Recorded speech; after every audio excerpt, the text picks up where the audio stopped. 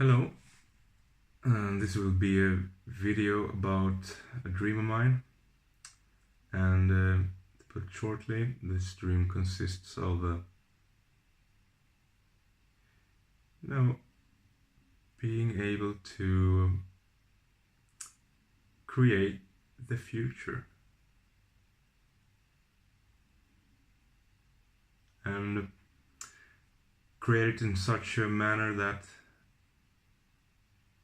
it gives your life meaning and a purpose. Because I think we all have the dream of feeling that we live meaningful lives, in a bigger sense. Perhaps when you're young, you're just mostly interested in smaller kind of picture, but as time passes and life goes on, you realize that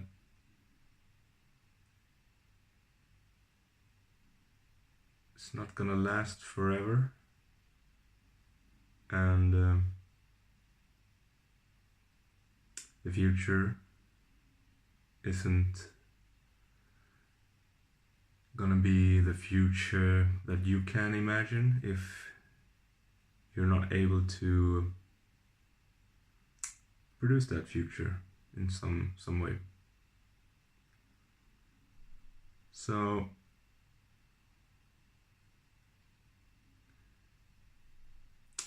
figuring out what we need in this life should be related to figuring out how to produce the kind of future that you think would be a good kind of future based on what you know now. So some people perhaps think a good future is that they have endless of money. Some people may think it's about having your name and face known all over the world.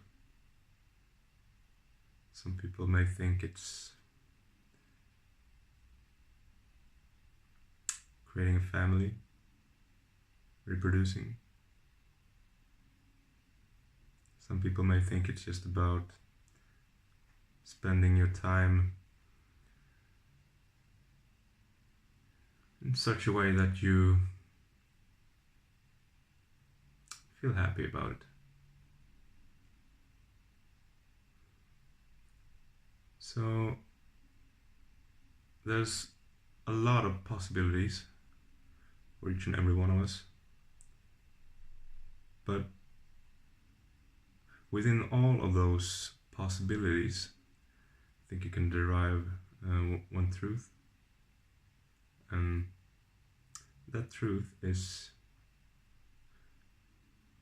what you do today will prepare you for what you are doing tomorrow.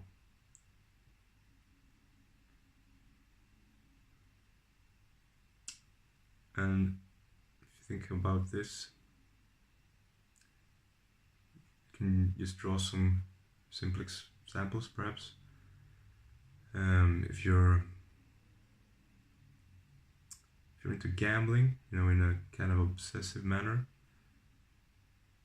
if all you do is gamble today, what do you think you will be prepared for tomorrow? I would say it would be a pretty good chance that you're good or more prepared for more gambling. And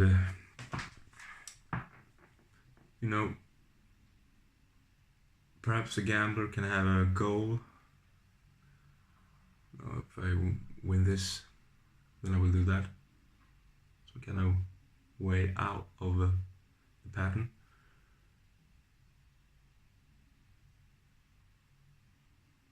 Some people perhaps drink alcohol or do drugs in an obsessive manner, and if you drink alcohol all day today,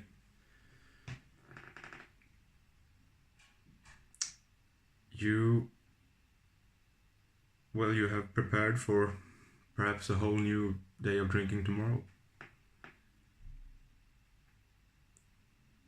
So what we do prepares us for what we will do. And our thoughts and actions are kind of like an investment into this world. So let's say you invest money in buying a new car. What does that imply? Well, I would think it implies that you are investing into the development of a new car, perhaps. You're investing into all the kind of infrastructure you need for the car to be able to function. Most cars need roads, mechanics, parts, gas. There's a lot of things. So I would say if you buy a car, that's what you are kind of investing into. And well, let's say we are a gambler, and we like to buy these lottery tickets.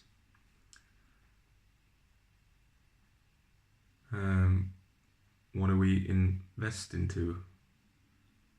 Well, of course, there's a chance of winning, but investing into a car, you're kind of investing into, the kind of technology within it and the development of that. And what's the equivalent in a lottery ticket scenario? Is it a better ticket? Is it better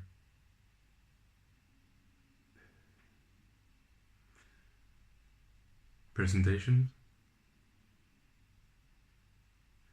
Is it better prices? Is it investing into the opportunity for more people to invest in this kind of tickets? It's a little bit different, at least from a technological device. And if you invest, perhaps that's not the right way to put it, but if you take a loan, what's the kind of investment you're doing? Of course, you're taking a loan for something, so that's an investment, but from the other perspective, from the loan giver's perspective, you're investing into allowing more people to take loans, I would say. Perhaps that was not the intention of taking a loan, but that's the result of taking a loan.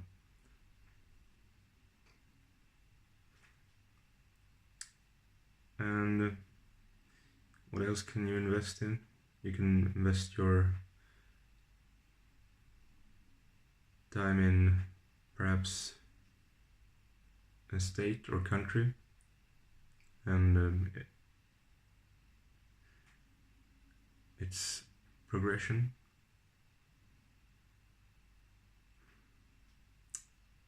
Anyway, so how do we create the future? Well, we'll create it by doing things, consuming and producing. So if I'm consuming and only consuming, then I'm dependent on someone or something else to produce. And if I'm only producing, I'm dependent on someone else to consume.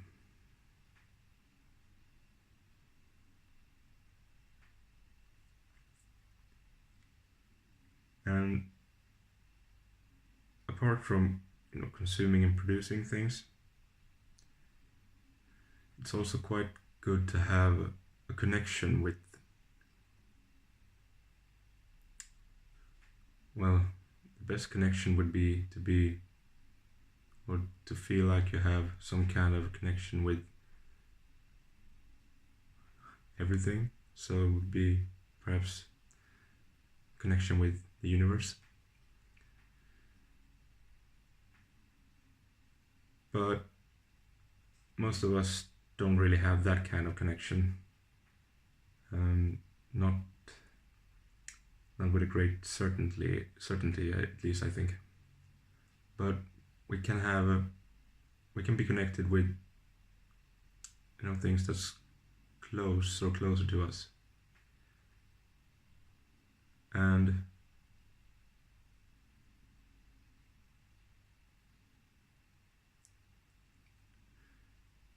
these connections, in some kind of way, they must be true or perhaps pure,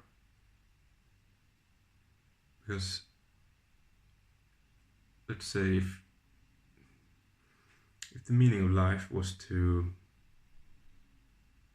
be the link from the past to the future, if the past that you're standing on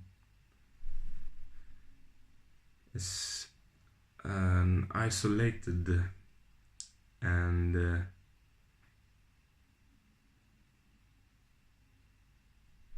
how do you say it, regressive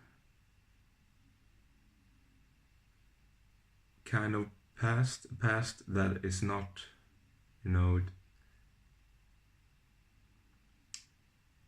it's disappearing as time passes by. So if you can't place yourself in a bigger picture that in some way or another will survive through time, then the future you are trying to produce will not be produced. And I think a lot of our current and historical worldly problems, or how to put it, many of those arise out of a kind of isolated context. Because let's say, for example, World War II. I think most people in the world that at least go to school and learn some kind of history of the world, know about the World War II, and they have perhaps some kind of idea of what occurred and what was acted out. And there were so many people that were eager to kill each other. And it's not an unnatural thing. It happens every day in all over the planet, in all kinds of different lives. It's how the world functions. organisms eat others. But the kind of wars that we as humans have produced, I think if the people that acted out those wars, that fought in those wars, that helped in supplying and manufacturing and organizing everything, and they all must have something very big to win, or perhaps something very big to lose for finding a motivation in doing just that.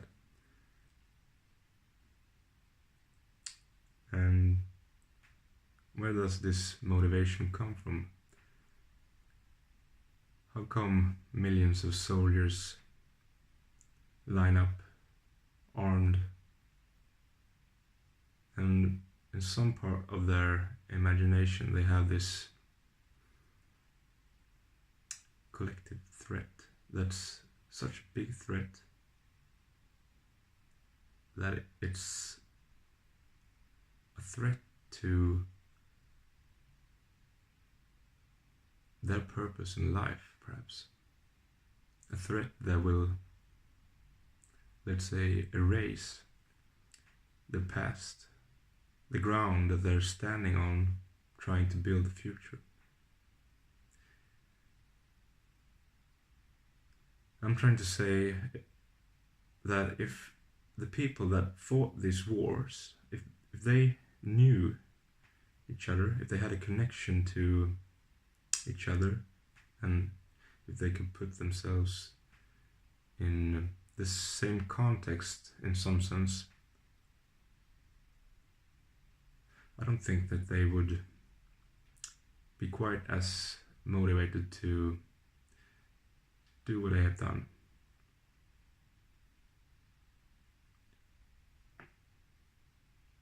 So it's very important to be grounded in some way, and be grounded in such a way that your meaning in life and purpose should not be under threat just because someone can erase the ground you're standing on. So if I knew right now that I would die in 10 seconds, in my mind at least, I think that what my life has been up to this point would still feel meaningful to me. And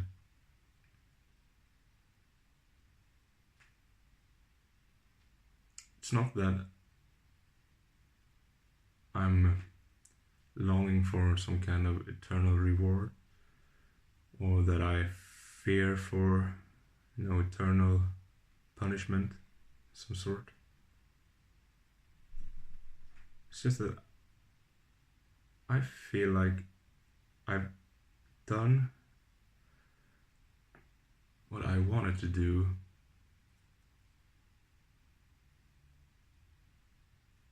so far. But this has also, in some sense, made me very individual, I think. So as of now, I don't really have a collective or, some kind of group that I belong to. So I don't have some kind, natural leader. In my career, I have my leaders, of course. I rely on them to hire me in the first place. But outside of what I do to, make my living, to be able to get what I need, I think there's also some kind of human career in a bigger sense. And this career can be very different depending on where and when you are born. The big religions today, I would say they are this kind of human career, because it's about giving both a context and belonging, and thus also some kind of security for yourself. And of course there's always the great reward at the end of life, if you do good, if you do as the books and the leaders say. But it's very natural to want to have a context, and you want it to be solid and stable, because you don't want to live your life, abiding certain laws and rules, and at the end of the day someone else can just erase that kind of foundation that you were basing your life upon.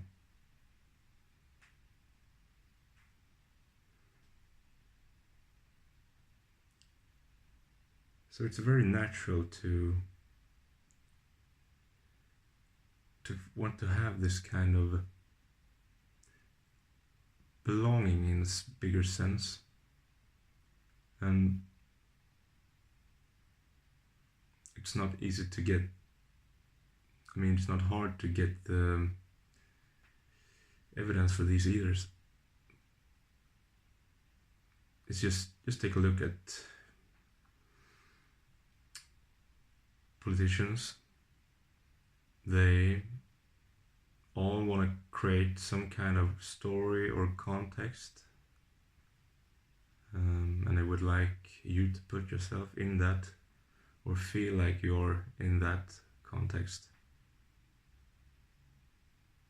Because people in power, like politicians, power and influence, politicians and religious leaders and the likes, they, for their meaning,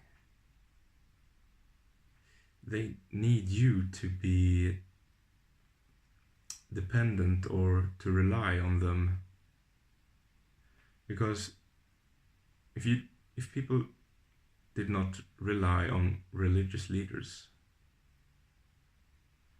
those leaders, I assume, would be spending their time trying to figure out how to create this kind of story or context. And all religions have some kind of entry point at the creation of it. Somewhere something happens, and about this a great amount of people are told, and they're told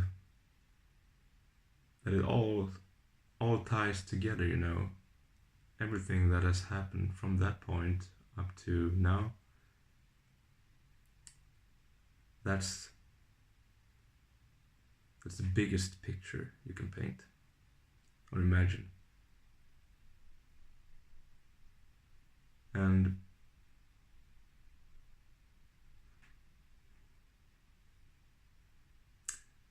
you must also keep in mind that it's very important to always try to imagine an even bigger picture, because it's never going to be, the ultimate picture or the ultimate story. I don't think it's going to exist. But we can do our best to, always improve the story, always improve the context. We can make it so that more people can put themselves in that context, find a meaning and a purpose.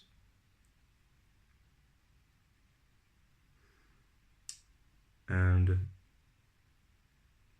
to be able to do this, we must create the future in some way.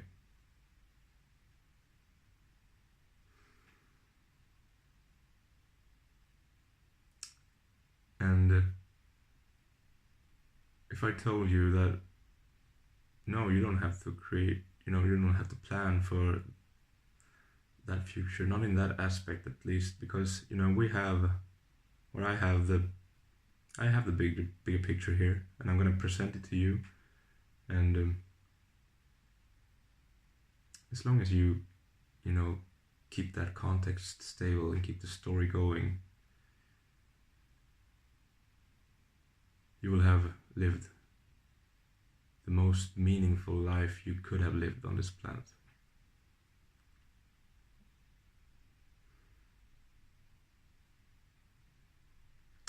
And if I told you that, I'm pretty certain that in some part of your mind you will think, oh, this guy's bullshitting, he doesn't know it all. And of course that's true.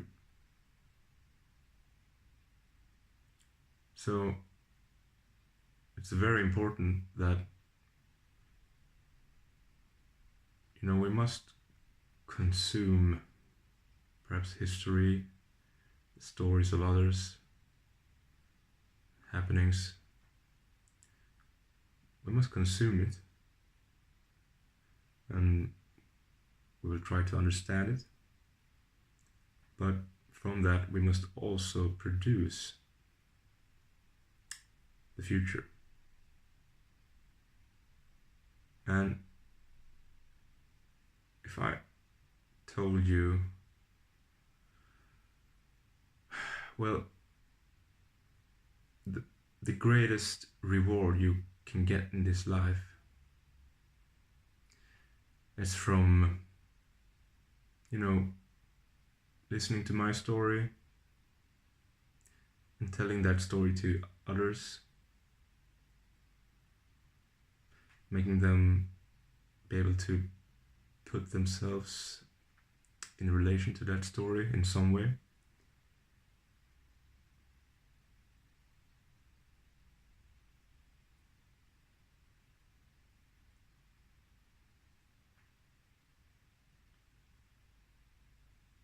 It can be quite limiting, I think.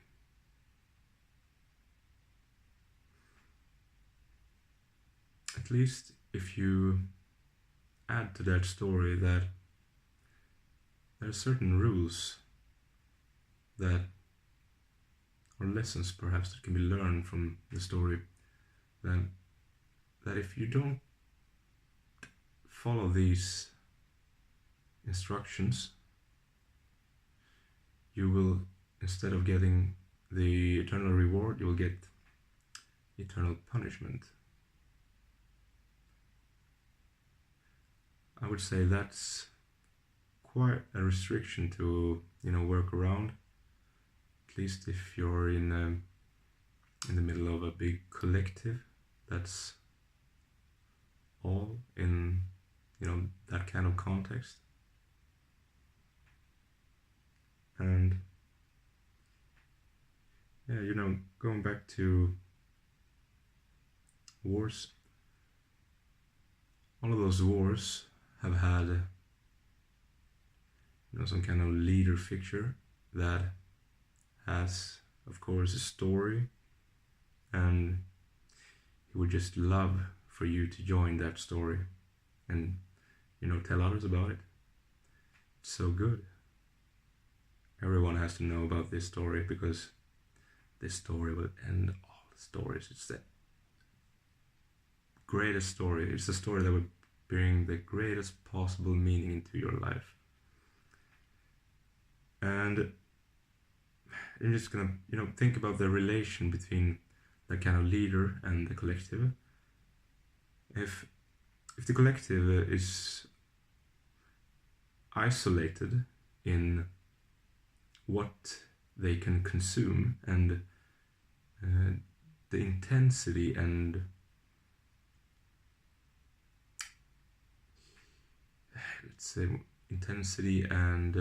affection of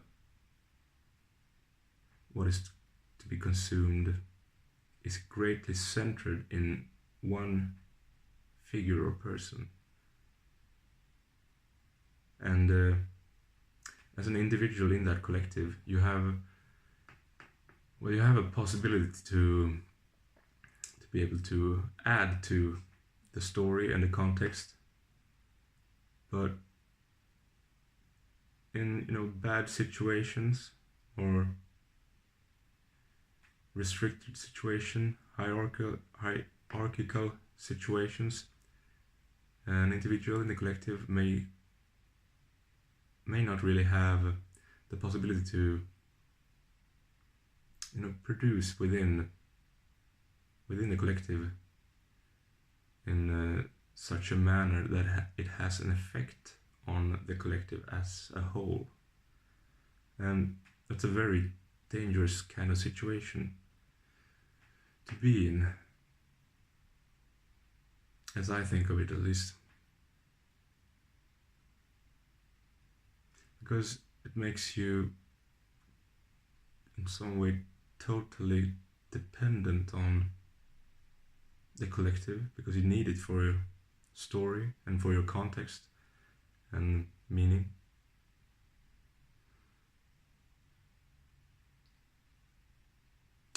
And it also greatly enforces the consumption of what is produced at the top of that kind of food chain.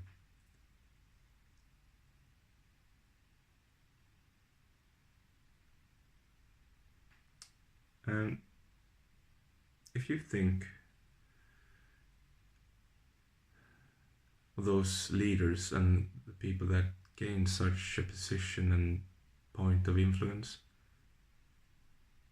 they must have a self-image that is formed in such a way that they must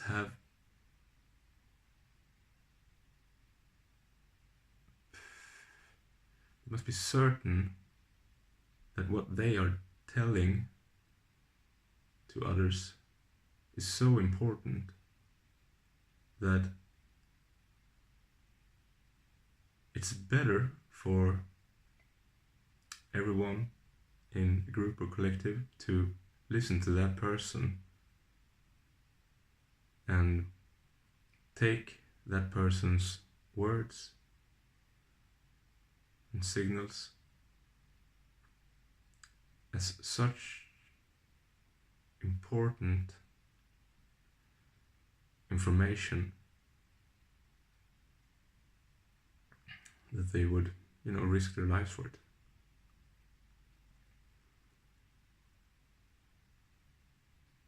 And I'm just saying that I think it's very important to always be both of the consumer and producer.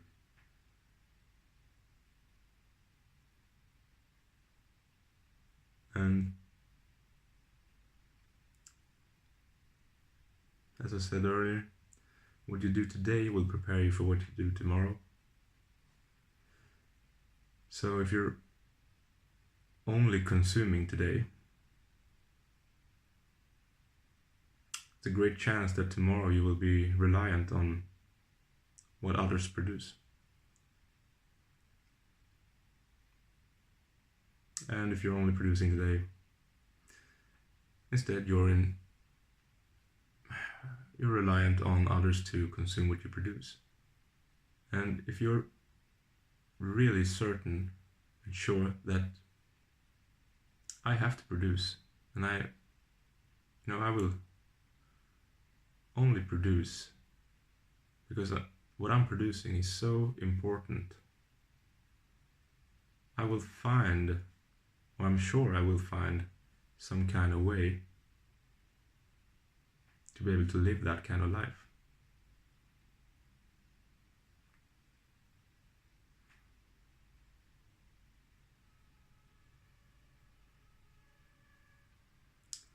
So what I'm telling you is there's always going to be people that's going to want to tell you, the story.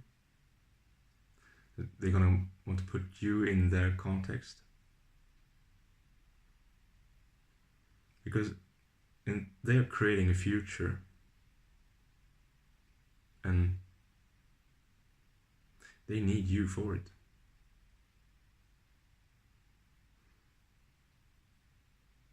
And at the same time, I imagine you're also creating a future. But perhaps your future, or the way that you're trying to produce it, doesn't really need a lot of other people.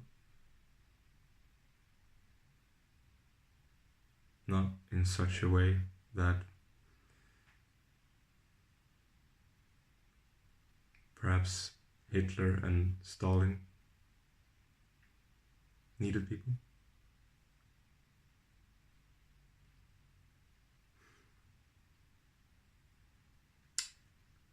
Anyway, let's get back to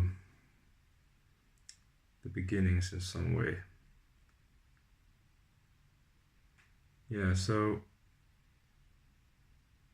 I think we all want this kind of belonging to a context, to a collective, to a bigger meaning. But in search of that, we must never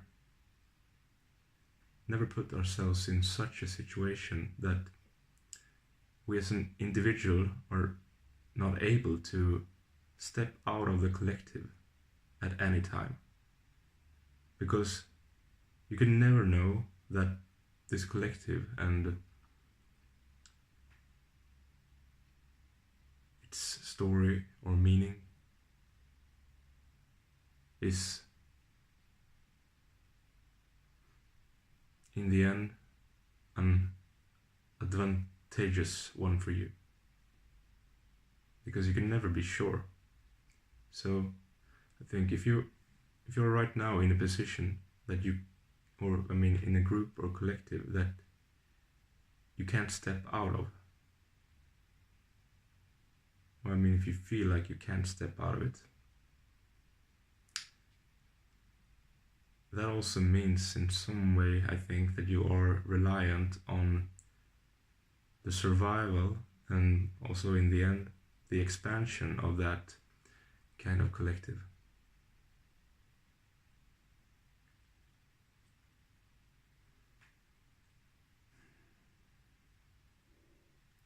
So we need each other. It's not hard to see. But we also need to be able to have some kind of pure relation to not everyone, but to the people that you interact with. Today we greatly rely on abstractions in our daily lives, at least in my part of the world. No, I don't even have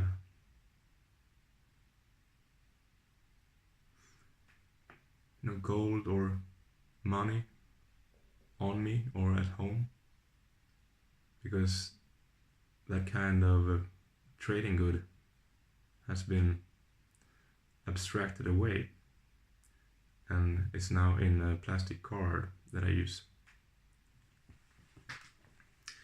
It's convenient for me, but because of the abstraction, it's harder for me to, try to figure out what using this technology is for kind of investment for the future. And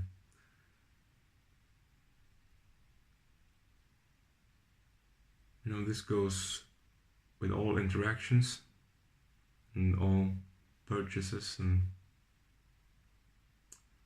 whatever. If you do something at a computer, if you talk to someone on another computer, that would be some kind of abstraction, and it can be easier for you to interact that way, but it's also more complex, because there's always things that you don't see behind abstractions.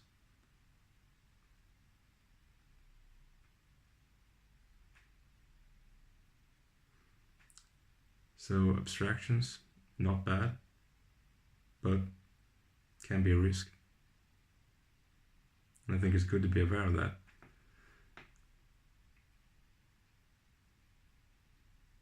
Because abstractions can come in many shapes and forms.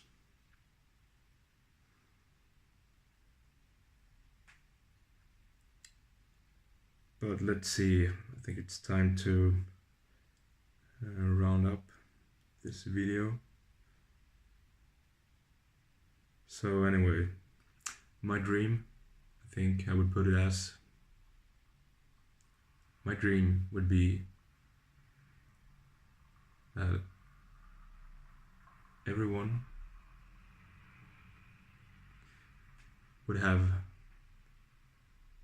a good possibility of finding a meaning on their own in their lives. And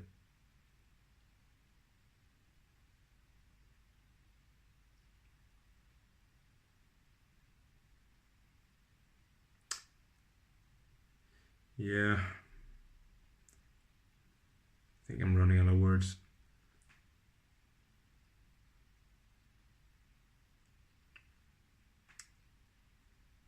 So yeah, I'm just gonna end with, think about what you consume, think about what you produce, think about the ratio. Because if you don't produce anything, someone else will produce the future for all of us.